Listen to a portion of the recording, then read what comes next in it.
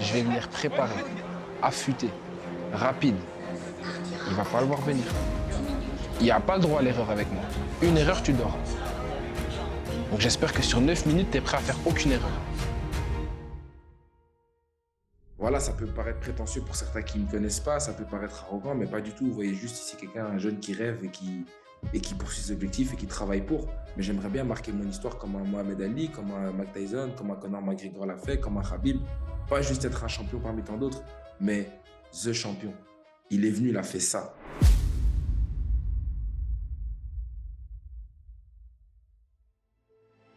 J'ai tout fait à Namur. Mes premiers pas, je les ai fait là-bas. Mes premières conneries, je les ai fait là-bas aussi. Mes premiers combats, je les ai fait avec mon club à Namur. C'était en teenage, donc en moins de 18 ans. Namur, c'est une ville assez petite qui regorge de beaucoup de talent. Et on a une certaine faim parce qu'on est beaucoup plus petit, on a moins de facilité, on a moins d'accès à certaines choses aussi. Par exemple, par rapport aux salles de sport, nous, des fois on s'entraînait dehors, des fois on s'entraînait sans coach.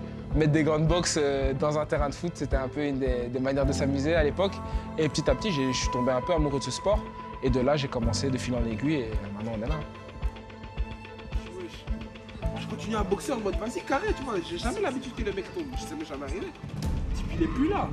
Je boxe, je vois, je tombe, je fais wesh. Et je vois qu'il est par terre, je vais mettre de droite. Type, il bouge plus. T'es fatigué? Non. J'ai pas entendu? Non. Renego, écoute. 1, 2, 3, 4. J'ai découvert qu'il n'y a rien de plus gratifiant que transmettre à des gens qui sont innocents et qui veulent juste t'écouter. Et qui veulent juste apprendre. Et qui ont des fois certaines difficultés, c'est-à-dire qu'ils n'ont pas toutes les facilités. Là, ils viennent à la salle et je leur ai tous donné un rêve parce qu'ils m'ont vu au championnat du monde, ils me voient à la télé sur RMC, ils me voient gagner des combats, ils inspirent. Moi aussi, j'ai envie de faire du MMA. Moi aussi, peut-être, je vais réussir dans le sport. Moi aussi, je peux devenir, je sais pas moi, études, je peux devenir médecin, je peux devenir président. Tu leur permets de rêver, mais d'y croire. Parce que rêver, c'est bien, mais si tu n'y crois pas en te disant, au final, je ne vais jamais sortir de ce quartier, mais c'est dommage. Les enfants, je les vois, les yeux qui brillent quand j'ai mis le KO, ils sont revenus, oh, coach, ils prennent la ceinture. Moi, tu sais, la ceinture, le lendemain, je m'en fiche. Par contre, les enfants, comment ils voient la ceinture, pour eux, c'est un truc de fou, tu vois. Et donc, des fois, ça te remet les pieds sur terre et te dire, ouais, il faut rester humble, en vrai, ce que j'ai, c'est quand même pas mal. Parce qu'il y a des gens, ils rêvent de la position que tu as, tu vois. Parce que nous, quand tu montes, tu regardes celui qui est au-dessus.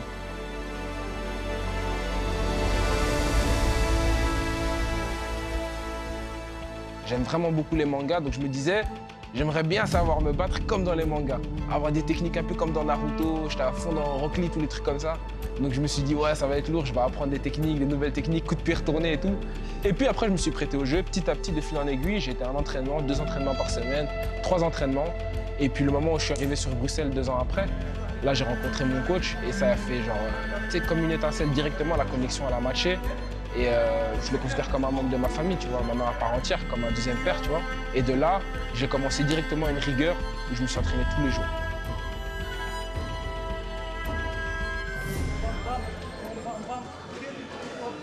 Une petite anecdote avec mon coach, je crois que c'était il y a 3 ans. Il m'a dit, ouais, pourquoi tu fais du MMA? En vrai. Tu vois, il m'a dit, je dis, ouais, je veux être champion. Il m'a dit, tu sais ce que c'est être champion? Et moi, j'étais là, je bug, tu vois. Je me dis, bah ouais, être champion UFC. Et il m'a dit, tu vas le devenir comme ça. Je dis, ouais. Et donc, en fait, je réalisais pas encore la dose de travail, ce que ça demandait, mais je savais que j'avais aucun problème à devoir le faire.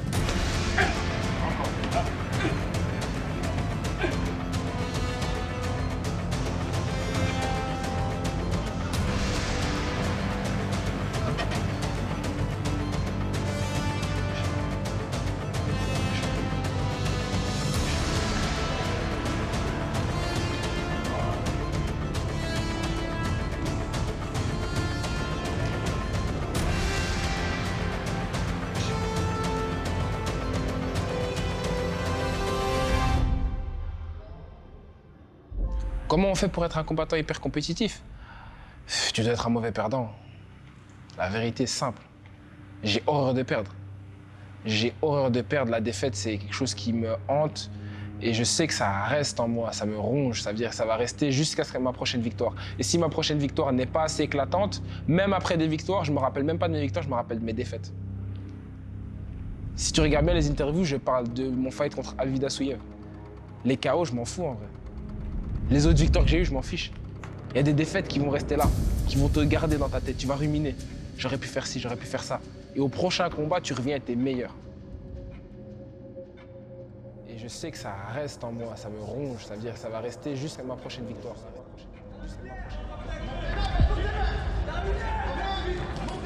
Quand il dit les mots magiques, vous avez tous vu ce qui s'est passé. Hein.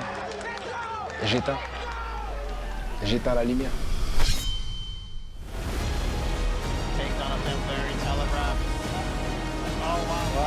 Elle est bien engagée, bien placée comme ça, elle a l'air bien engagée. His hand is still punching. Oh, he's out.